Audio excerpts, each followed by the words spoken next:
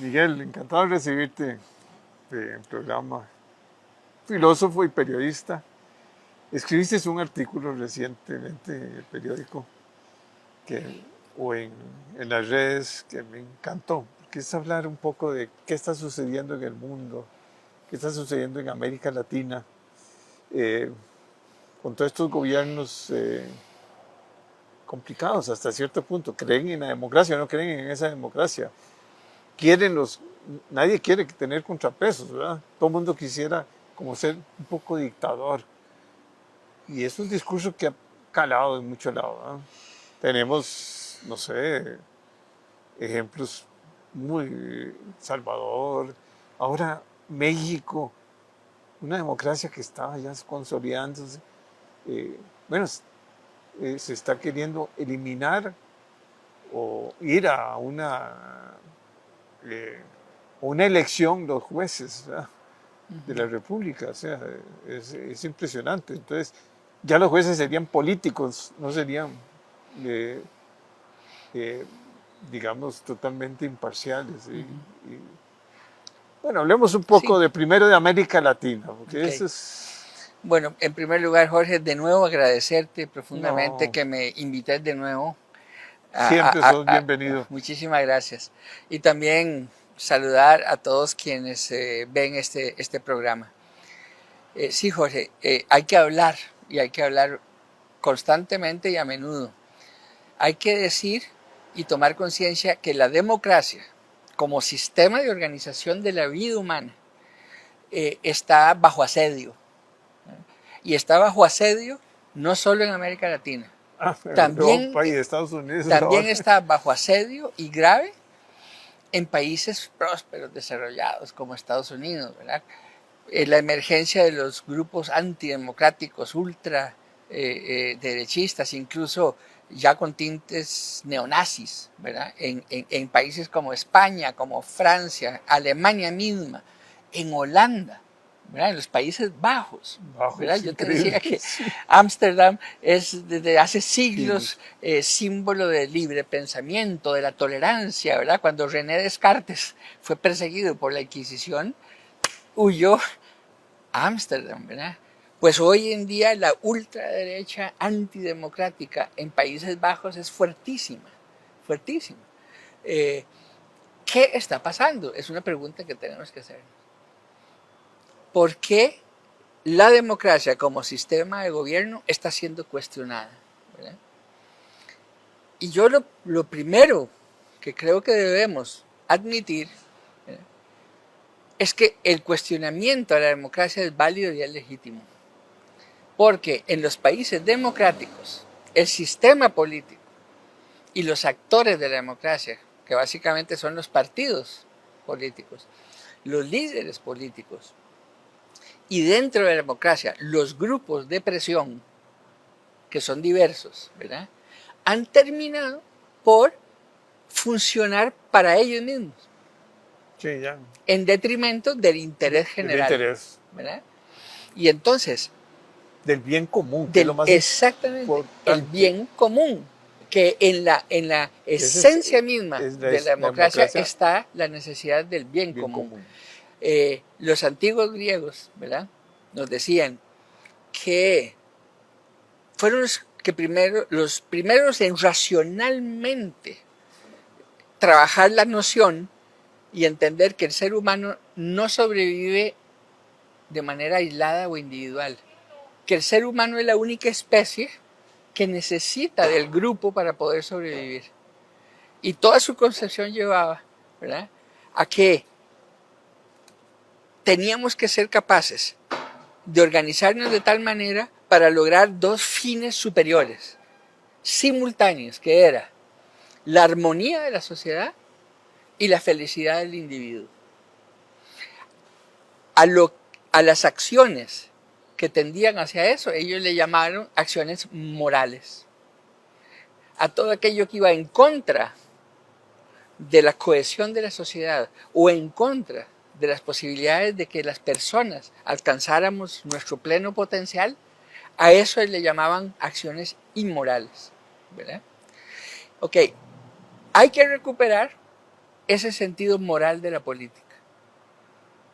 Porque lo que está pasando es que en virtud de cómo está funcionando el sistema capitalista, se está generando una concentración inmoral en el sentido, digamos, clásico griego de la palabra, ¿verdad? Una concentración inmoral de la riqueza. Y entonces, el gran desafío, el gran problema, la gran amenaza que enfrentan las democracias hoy en día es la desigualdad, ¿verdad? La desigualdad, esa sensación que tienen cada vez más personas, ¿verdad? De que unos poquitos se están quedando con casi todo y que mi futuro se ve muy feo, ¿verdad? Para no mencionar los que ya están en pobreza, ¿verdad? Pero esa clase media que se va debilitando, que empieza a vivir con temor, con susto, que el futuro ya no trae la promesa de algo mejor, sino de amenaza y de algo peor, ¿verdad? Toda esa gente empieza a reaccionar contra el sistema, ¿verdad? Y por lo tanto, empieza a prestarle oídos a los cantos de sirena antidemocráticos. Aquellos líderes que emergen en que no dicen, mire, lo que hay que hacer es tener mejores líderes que vuelvan a poner en el centro el interés general, que vuelvan a funcionar para llevar prosperidad y bienestar compartido, ¿verdad? En vez de hacer eso, lo que dicen es, lo que hay que hacer es acabar con la democracia, ¿verdad? Y están proponiendo lo que podría considerarse o describirse como una transacción perversa. Que la transacción es más o menos la siguiente. Ustedes, ciudadanos, entréguenme sus libertades y sus derechos y yo a cambio les voy a dar seguridad y prosperidad. Porque vamos a mandar a la basura todos esos obstáculos y dificultades de la democracia, ¿verdad? Es que las leyes, que la negociación, que tener que trabajar con diversos sectores, no, eso hay que dejarlo atrás, ¿verdad? Aquí lo que sirve es que venga alguien con mano dura y esa persona, y solo ella, va a arreglar los problemas. Bueno, que no es así tan fácil. eso no ha funcionado en ninguna parte del mundo en ningún momento de la historia. Yo he dicho que si la mano dura fuera lo que necesitan las sociedades latinoamericanas, Nicaragua debería estar entre los países más prósperos y desarrollados del mundo. Cuba. Porque tuvieron 40 años de Somoza. Cuba está ahora viviendo un nivel de pobreza desesperante. Venezuela está destruida. Paraguay, después de 40 años de la dictadura de Stroessner, es uno de los países más atrasados y pobres de América Latina. ¿Y cómo salieron las sociedades de Argentina, de Chile, de Uruguay y de Brasil después de sus dictaduras militares? Salieron pésimas, mal salieron. Y en esa América Latina, que en los últimos 70 años, voy a hablar de 70 años considerando 1949, cuando en Costa Rica se aprueba nuestra Constitución y empieza la Segunda República. En ese periodo de tiempo histórico, al país al que mejor le ha ido en términos relativos de América Latina es a Costa Rica. Y no solo por lo que hemos logrado, también por lo que hemos evitado, ¿verdad? Yo un momento joven, ¿verdad? Me metí a apoyar los movimientos guerrilleros que luchaban contra las dictaduras militares. Y conocí al principal dirigente guerrillero de Guatemala, se llamó Rolando Morán. Y Rolando Morán en Guatemala me dijo, Miguel, cuiden lo que tienen en Costa Rica. Ustedes son casi que el único país de América Latina que no ha sufrido golpes de Estado, no ha sufrido persecución, no han sufrido desaparición de ciudadanos, sus ciudadanos no han sufrido tortura, ¿verdad? No han sufrido, como en Uruguay, que se llevaban a los opositores políticos, los montaban en un avión y desde un avión los lanzaban al vacío, ¿verdad? Esas atrocidades, esos genocidios, ¿verdad? Esas masacres no ocurrieron en Costa Rica. Y mientras otros países hermanos latinoamericanos estaban pasando por eso, aquí se trabajaba en pos de la educación pública, de la salud pública, de la seguridad pública. De la educación pública. de la educación, ¿verdad? Y entonces, estamos donde estamos. Ahora, es cierto que en los últimos 20 años, 25 años, se está dando aquí un fenómeno similar al que se está dando en otras democracias, incluso democracias en países desarrollados. Es decir, crece la desigualdad. Costa Rica es hoy en día, como ustedes saben, uno de los países más desiguales de América Latina, y eso es mucho decir, ¿verdad? A la vez que los temas generales que posibilitan la vida pacífica y el pacto social se debilita. Se debilita la educación pública, la salud pública, la seguridad pública. Estamos con un rezago espantoso en movilidad y transporte, perdemos competitividad e incluso estamos ya empezando a tener problemas por falta de inversiones y trabajos adecuados de acceso al agua potable y en este momento, que es asombroso, tenemos a un ministro del ambiente que parece que está en contra del ambiente, cuando más bien Costa Rica debería estar no solo protegiendo nuestra biodiversidad, sino tomando medidas desde ahora para mantener ese para liderazgo y medidas y cuidar de lo que los expertos llaman de adaptación y resiliencia. Porque según los entendidos, aunque hoy se eliminaran todas las emisiones de CO2 a la atmósfera en el mundo entero, ya es prácticamente irreversible o imposible impedir que la temperatura suba más allá de 1,5 grados. Entonces, es una necesidad existencial de supervivencia que los países empiecen ya a tomar medidas que nos permitan lidiar con lo que se nos viene, ¿verdad?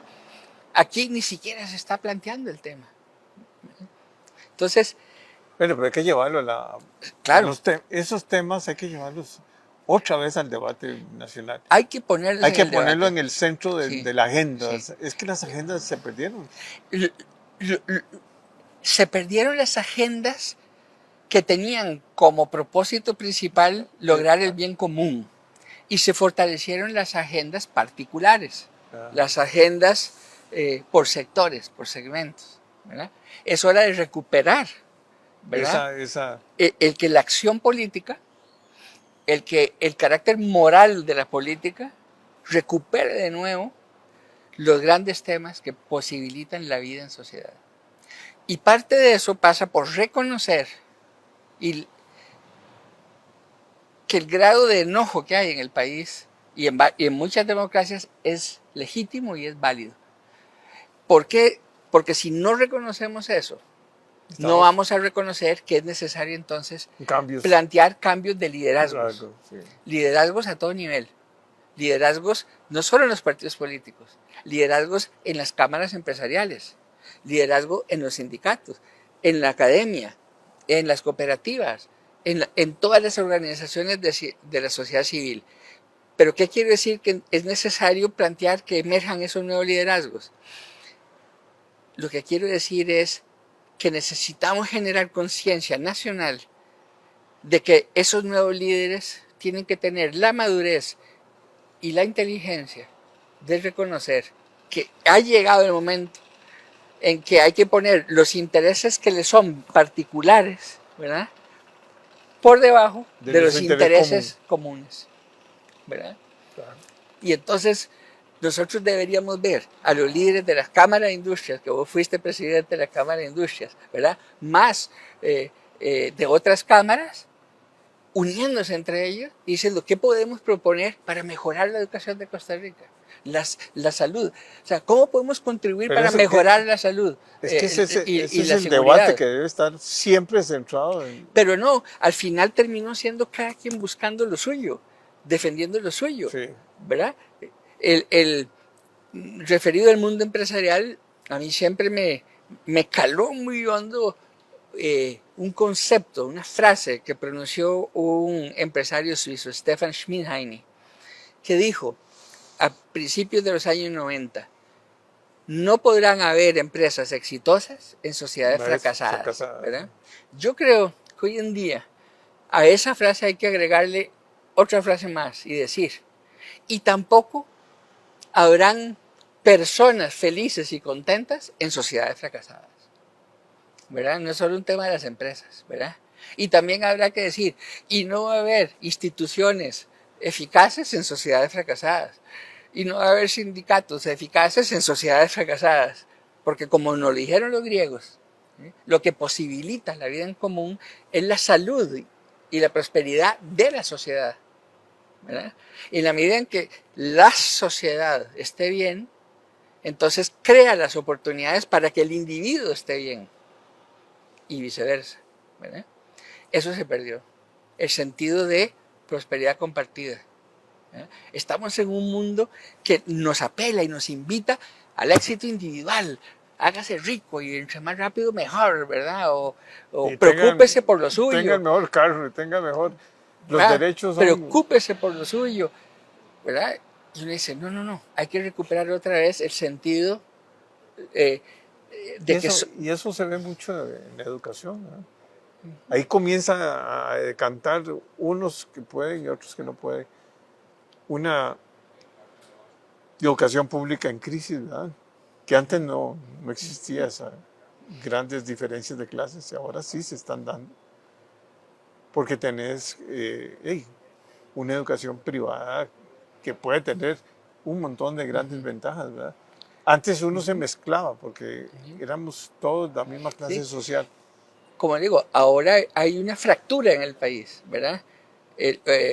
Una de esas fallas geológicas del país a nivel social es la educación, ¿verdad? Claro. Ya hay unos costarricenses que incluso hacen sacrificios enormes para que sus hijos no vayan a la educación pública, para que vayan a la educación privada.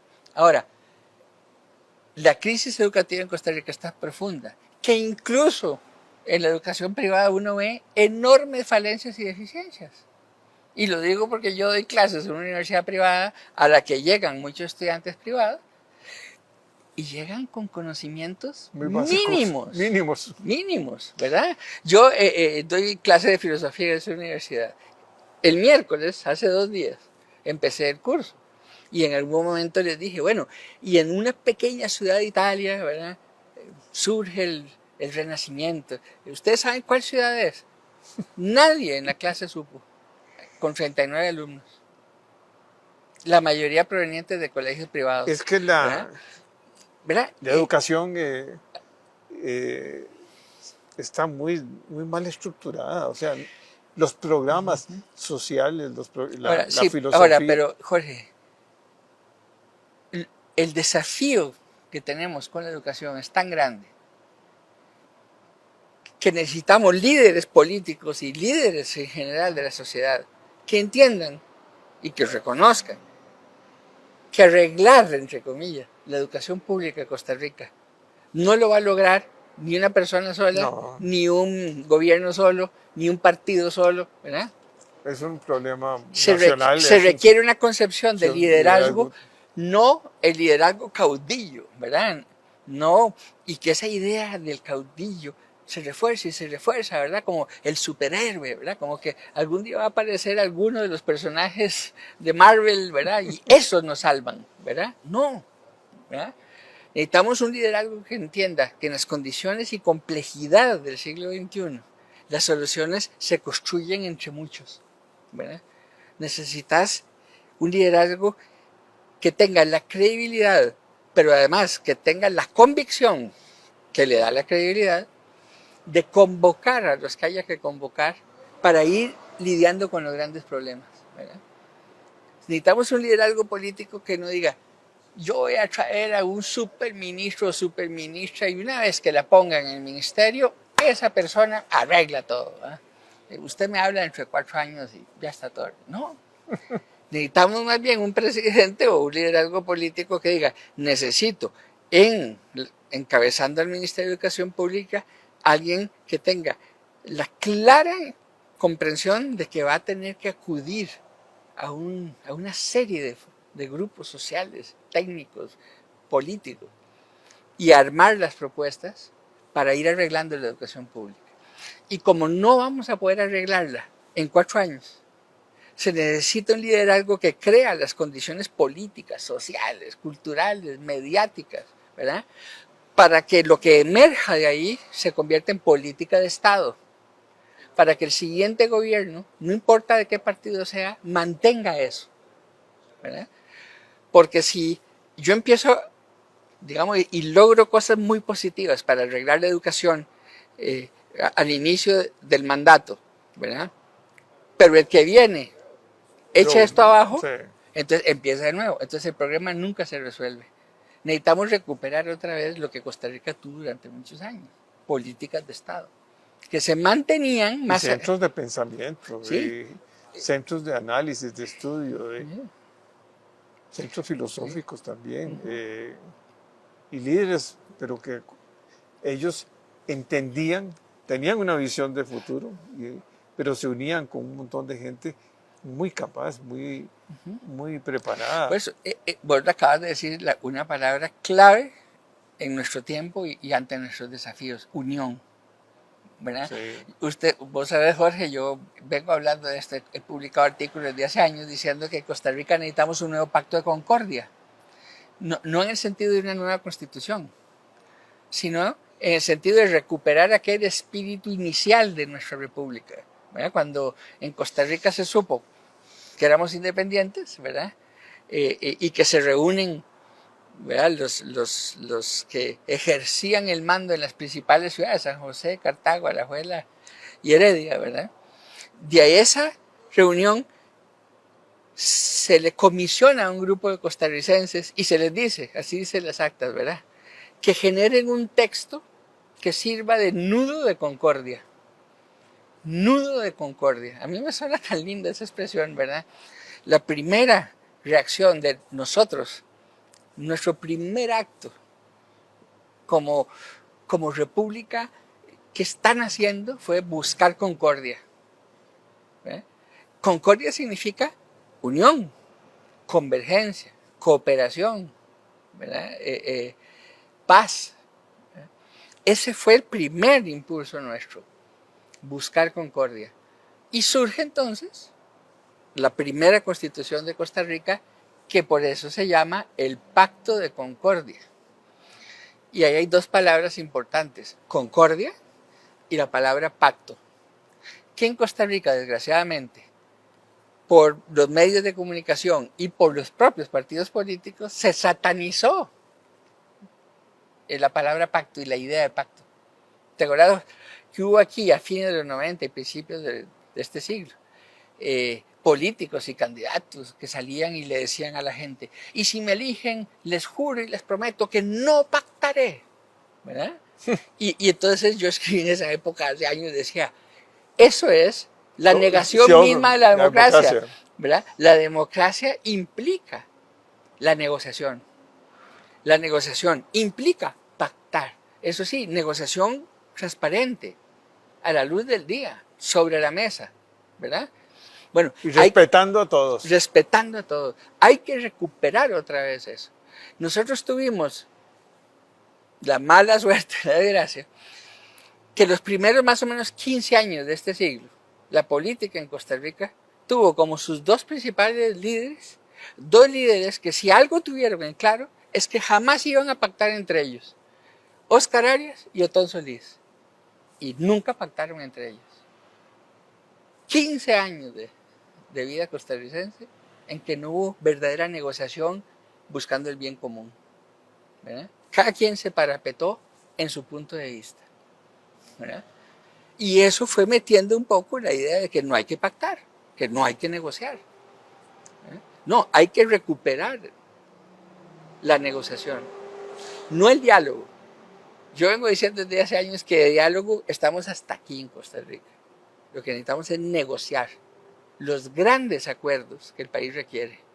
Los grandes acuerdos para empezar a abordar y solucionar los grandes desafíos. ¿Cuáles son esos grandes desafíos? Educación pública, salud pública, seguridad pública, acceso al agua y mejorar transporte y movilidad y todo lo que tiene que ver con cambio climático, ¿verdad? Adaptación y resiliencia frente al cambio climático, ¿verdad? Donde además hay extraordinarias oportunidades de generar nuevos empleos y nuevos modelos económicos, ¿verdad? Que a la vez que crean valor económico, crean también valor ambiental y social, ¿verdad? Entonces tenemos muchas oportunidades. Y creo que Costa Rica todavía estamos más que a tiempo para lidiar con estos problemas y resolverlos, ¿verdad? Y entonces creo que es importante también empezar a decir y a decir y a decir que sí se puede, como dicen en el estadio, como le gritaban a la Cele, ¿va? Sí se puede. Estamos a tiempo. Sí se puede corregir lo que hay que corregir en nuestra democracia. Sí podemos mejorar nuestra democracia desde la democracia y a través de mecanismos democráticos. Pero mejorar eso, ¿qué significa? Significa que nuestro sistema democrático tiene que empezar de nuevo a satisfacer las aspiraciones, los sueños, las necesidades de las mayorías. Volver a poner el bien común en el centro. Y estamos a tiempo de hacerlo, ¿verdad? Por eso yo creo que a pesar de los problemas, a pesar de los nubarrones, ¿verdad?, también tenemos que recuperar el optimismo y la esperanza, ¿verdad? Y para hacer eso es también importante reconectar con lo que hemos sido, no olvidar lo que hemos logrado, ¿verdad? Ser capaces de vernos a nosotros mismos y decir, caramba, ¿verdad?, No somos tan malos. llegamos y Llegamos, todavía avanzamos. ahora somos un país que está mejor que muchos países del mundo. Sí, pero hay que compararse con los Y con lo América mejor del Latina mundo. también. ¿Y por qué no llegar a ser como los mejores del mundo? ¿Verdad? Vos me has oído hablar que yo siempre traigo el ejemplo de Irlanda, ¿verdad? Como Irlanda a fines de los 80 era más pobre que Costa Rica y hoy día es uno de los países más prósperos y más ricos del mundo. Y en un enfrentamiento complicado. Y que ya tuvieron, estaban en enfrentamientos muy jodidos. el norte y el sur. Entonces es posible, nosotros podemos lograrlo.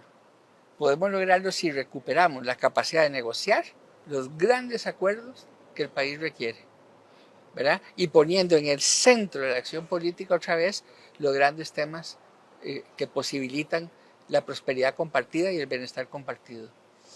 Bueno, Miguel, bien, una lección de filosofía y de que debe prevalecer siempre el bien común. Definitivamente ese es el centro del desarrollo de un país. Así es. Y sin perder, lógicamente, todas las iniciativas privadas y la competencia y la competitividad.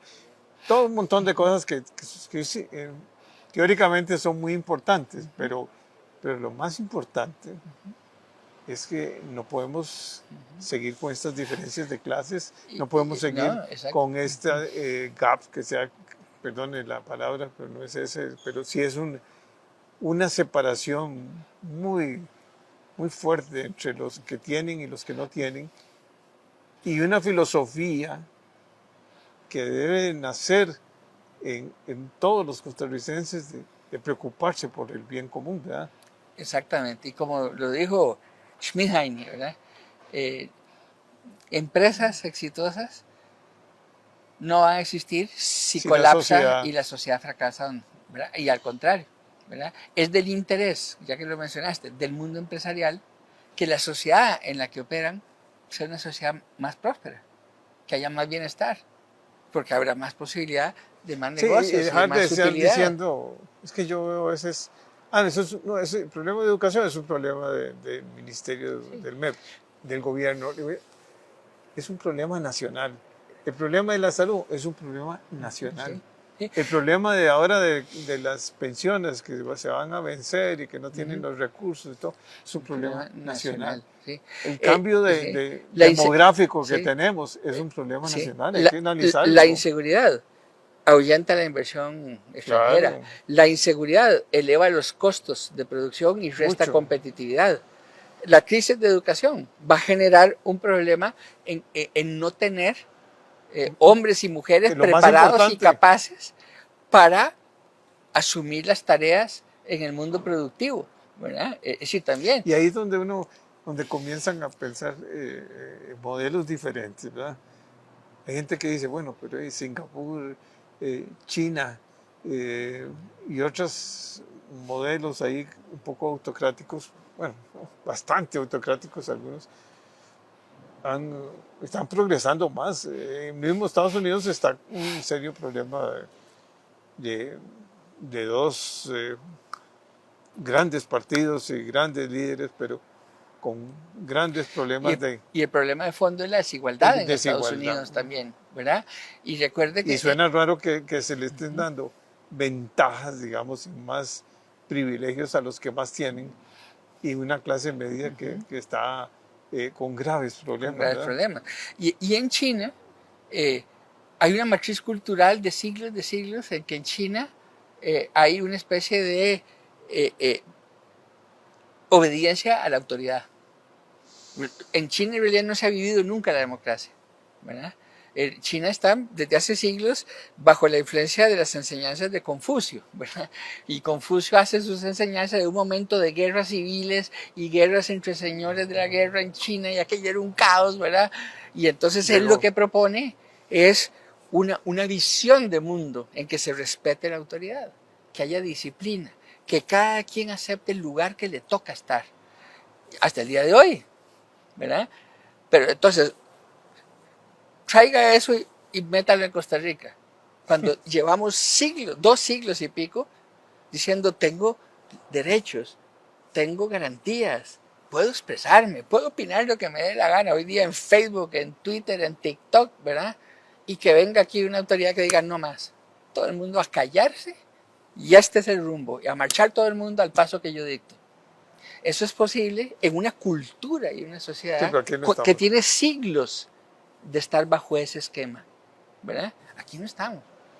Singapur también obedece un poco a eso, ¿verdad? Un gran líder también. Y lo de Bukele, ¿verdad?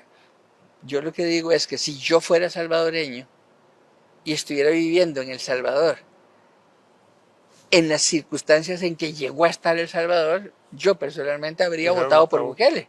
Claro. Porque ya lo que estaba El Salvador era el proceso de desintegración, como está Haití, como ya le pasó a Haití, que hoy en día el gobierno central y la institucionalidad no existe, y lo que existe es un regreso a la época en que, como en las películas de Mad Max, ¿verdad? Las bandas criminales disputándose el poder, ¿verdad? El Salvador ya había llegado a ese punto. En El Salvador, por ejemplo, si vos vivías en un barrio y te ibas a caminar a otro barrio, le tenías que pagar un impuesto de peaje a la pandilla de tu barrio para que te dejara salir, y luego pagarle a la del otro barrio para que te dejara entrar, ¿verdad? A ese punto llegamos. Entonces, por eso, yo creo que es profundamente erróneo y peligroso creer y decir, Costa Rica necesita un Bukele. Porque las condiciones en Costa Rica todavía no están como está El Salvador. Más bien, el desafío es, ojalá que nunca llegue en Costa Rica a darse las situaciones que se llegaron a dar en El Salvador, que entonces uno entiende por qué emerge Bukele y por qué esa respuesta es una respuesta ya de sobrevivencia. Es un instinto de supervivencia lo que opera ahí, ¿verdad? Y entonces uno dice, ok, pero Costa Rica no está ahí. No, estamos lejos de eso. Pero te invitaré la otra semana porque es que bueno, siempre es sos un gran filósofo y conocedor de los problemas nacionales, y me encanta recibirte. Muchas gracias. Bueno, muchísimas gracias a vos, Jorge, y muchísimas gracias a todos ustedes.